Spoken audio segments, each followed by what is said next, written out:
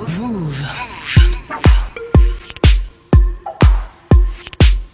Disclosure est juste là, donc j'ai la chance de rencontrer Worm. Hello.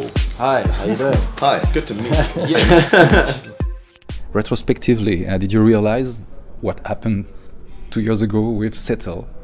Yeah, it's all still just like, what the fuck happened? But no, it's cool. It was such a progressive thing as well, because, you know, it immediately did really well in the UK. You know, we had a #1 with it, which was great. But then songs like Latch took like 2 years to get big in America, and even here, I think it didn't get played on the radio much until like last year.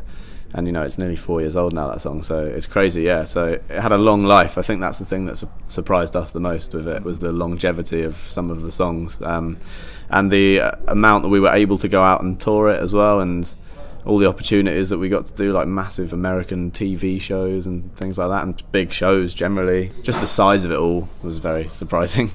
Yeah. Did you know, recording this song, that there was particular ingredients in this song? We honestly thought it was so weird. Like, we all thought it was a bit of a weird song. It is a weird song now, you know. It's in 6/8, which is a strange time signature, you know. The only other song I can remember that had a hit, which was in 6/8, was Tears for Fears, Everybody Wants to Rule the World.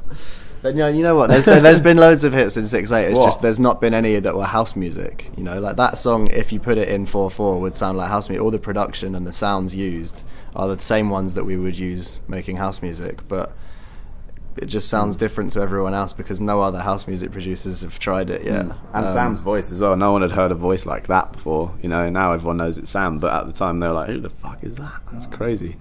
Sam Smith is still with you on the new album. Yeah. How came this particular relationship with Sam?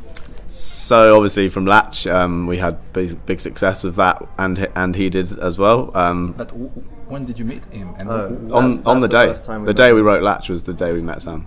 Yeah, we became friends through the music and through the song. Yeah, we didn't know him before then. We heard his voice.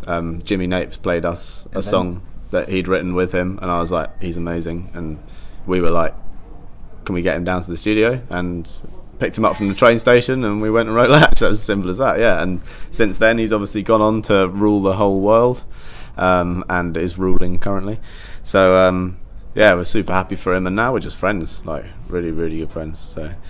What do your parents? What kind of job? And music was very present at home. Yeah. Well, they were both professional musicians for a long time. Our dad's now an auctioneer. He sells like antiques and furniture, but he still does music for fun. And our mum, the same. Like, she did music for most of her life until now, and now she actually works for us, doing some of our online things on our website. There was a lot of that good pop music, like Michael Jackson, Stevie, but yeah, a lot of 80s pop as well. Dad's like into Hall & Oates, and just things with well-written songs, you know, or even crazy written songs. He loves Genesis and Led Zeppelin, and you know, 12-minute crazy prog rock stuff. Talk.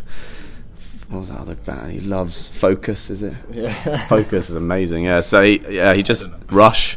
You know, yeah. I mean, so there was a huge mixture of like really clever music, like prog rock, that was, you know, like not necessarily that easy listening, but very intelligently written. And then also like a lot of black music, like Luther Vandross, Michael Jackson, all that stuff, like soul music, which has definitely still hugely influenced us in the way that we write, and just in the way that we like music to sound.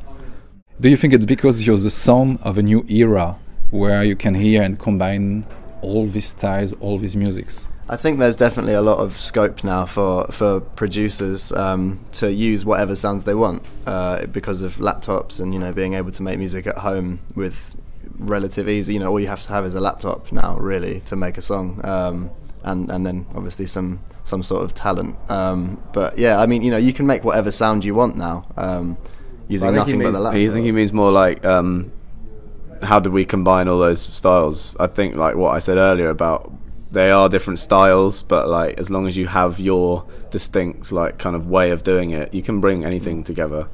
You know, I think that's pretty much all avenues of music have been discovered now, I think, with laptops. You know, if you can go all the way from dubstep to recording like a 70-piece orchestra, you know, someone's probably going to combine those two things eventually, just because you can, you know. It's an idea for the new album. Yeah, right.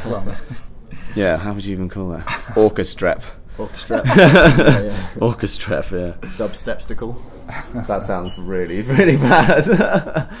What's the secret alchemy of your brotherhood, and maybe the way you work? Who do what in the band? Yeah, I think with the first record, we didn't really know what our roles were. We kind of both did everything at the same time.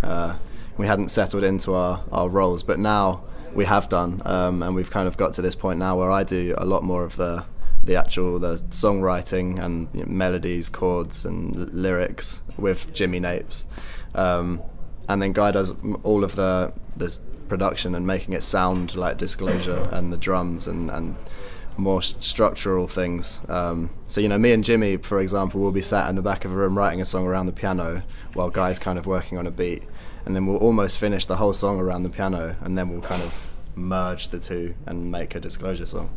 Mouv.